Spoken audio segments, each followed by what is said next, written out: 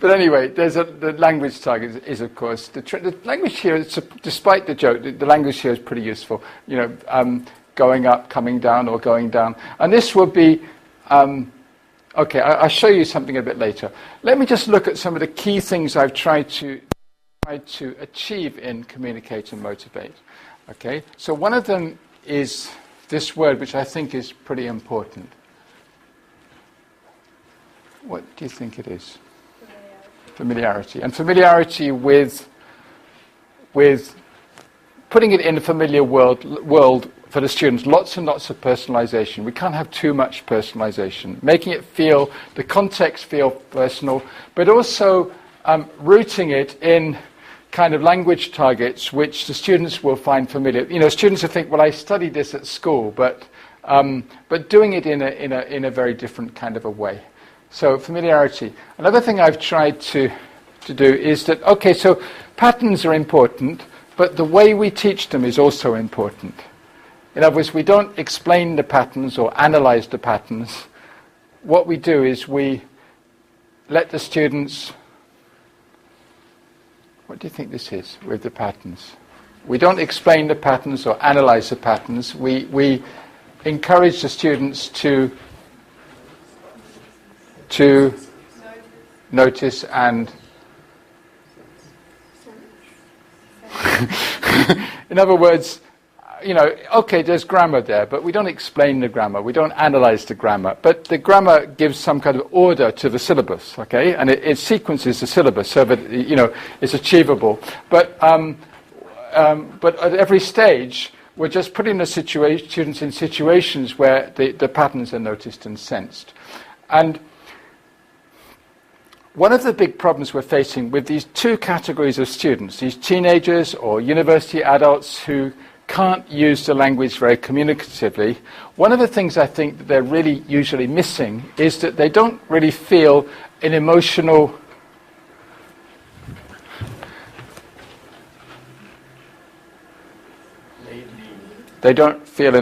need for language. I think that's one of the biggest reasons that they can't communicate, is that for them, English is just a bit distant from their reality, okay? A bit distant from their world. You know, they go out of the classroom and they communicate using their own language.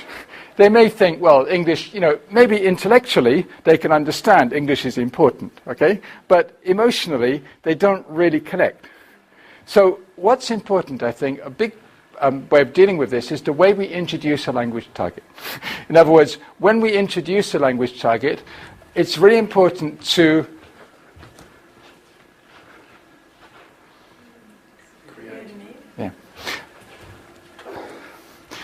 so that when the students, for example, are trying to say, you know, for example, we went back to that thing, so elephants are bigger, you're trying to say elephants are bigger than bicycles, okay? Bicycles are bigger than bananas, okay? And bananas are bigger than cockroaches. You remember very well. That's good. so it's while they're trying to tell me that's when I help them. And then they feel, well, actually, I needed that. I needed that to express myself. And it's a simple thing, but it makes them connect a bit more with the language tag, and it breaks through that kind of lack of a need. Now, this is also important.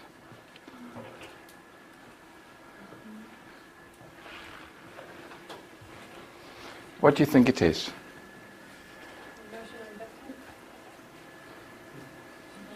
Let me go back to that, if I can find it. Let me go back to that elephants, bananas, bicycles, cockroaches.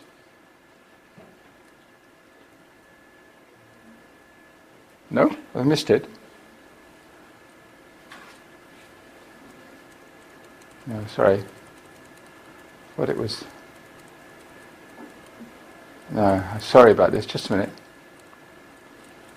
What it was after this.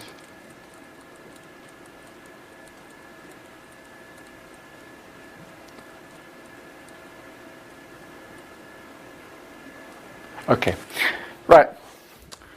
So, we've established elephants are bicycles, bananas, cockroaches. Let's say we created a need, okay? And now the students can tell me that elephants are bigger than bicycles, bicycles are bigger than bananas, bananas are bigger than cockroaches. Then what I might do is throw out a different adjective, okay? All right, quick or fast. I hesitate to say fast because it's got my British pronunciation there, but never mind. Quick. What do you think?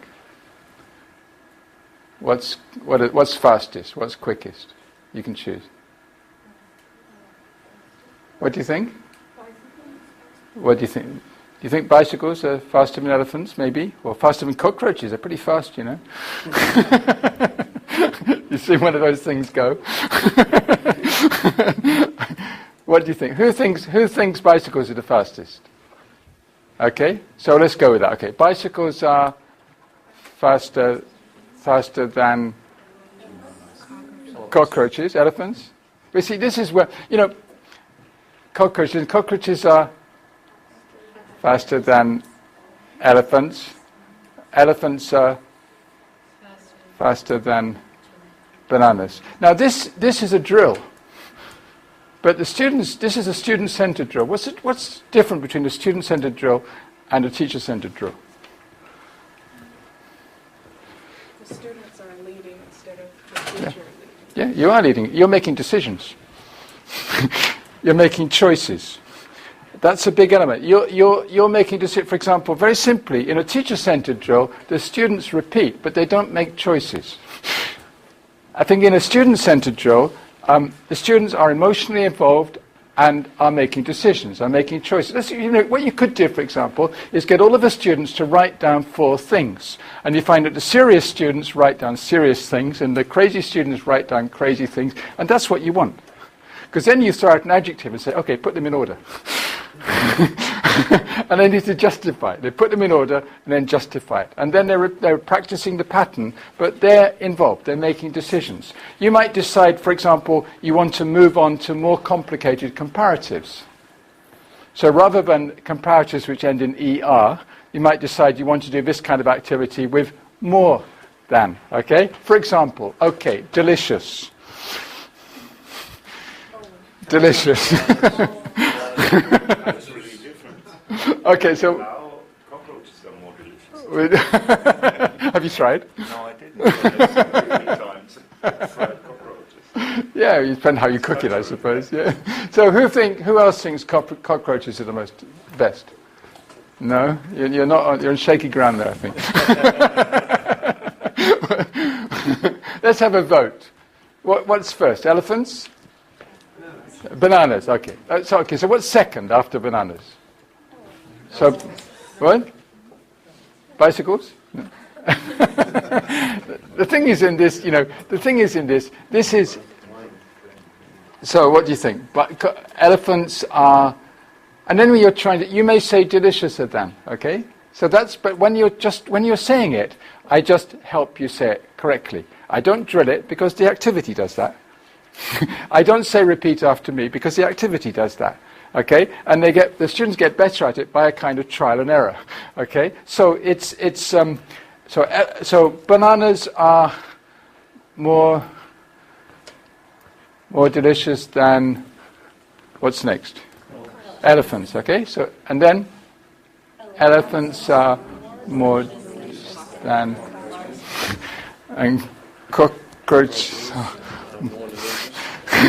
Now, you hope that even in a simple activity like this, and there's so many activities of this kind, that the students have some degree of emotional involvement, which they wouldn't have in a conventional teacher-centered drill.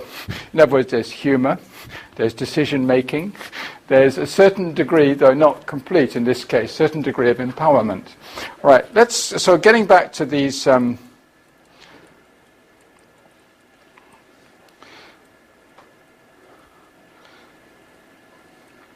So here we have emotional. What do you think the next one is? What I've tried to do?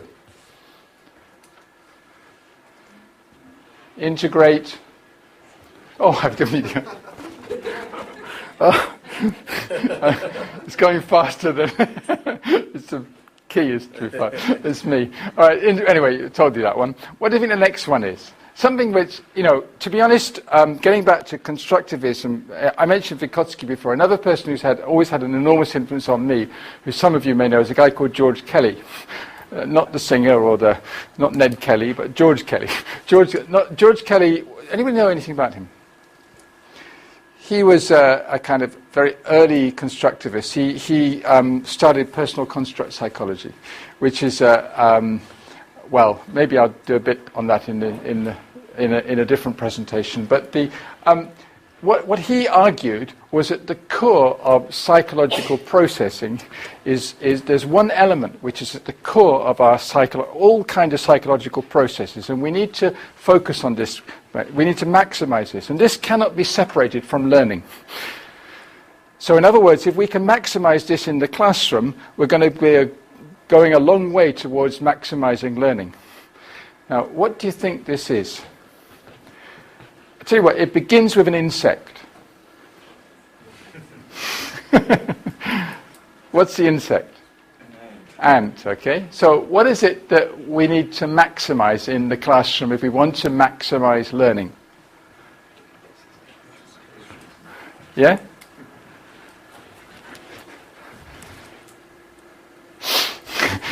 And the argument is that the traditional, conventional teacher-centered teacher often, in fact not often, very frequently pushes down anticipation.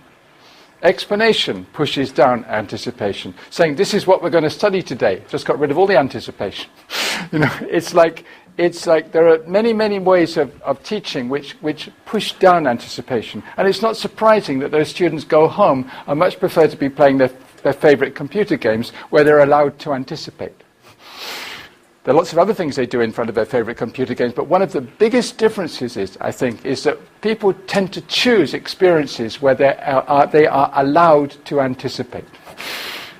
If you think about it, there's a whole psychology behind this, and I hope maybe one day I'll give a presentation here on the psychology of it. But I will do a little bit, I think, in maybe the presentation this afternoon, a little bit.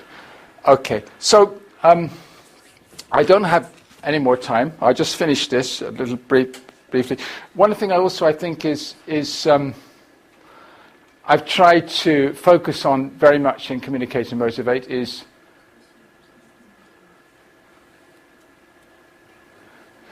we can't have two. It's personalized. And another aspect to Communicate, which I've emphasized throughout, is just these things come all the way through the book. And I said you can't have too many of them, I think, is what?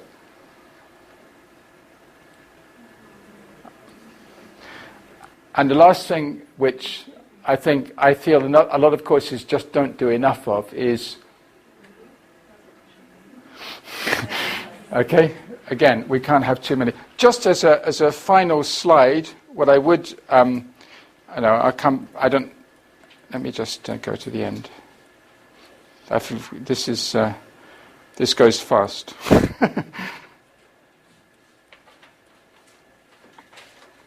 No, never mind. Yeah, I got it.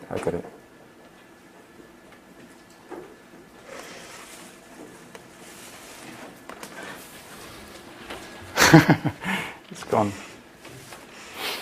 Just briefly, as a way of introduction, this is what I do. It's language teaching professionals. If you haven't come across language teaching professionals, if you want to know more, please feel free to email me. There's a website, and the Facebook page has become very, very popular, and it's a place where I basically support the professional development of teachers. So please take a look at this. So thank you very much for coming. I think James would like to say something.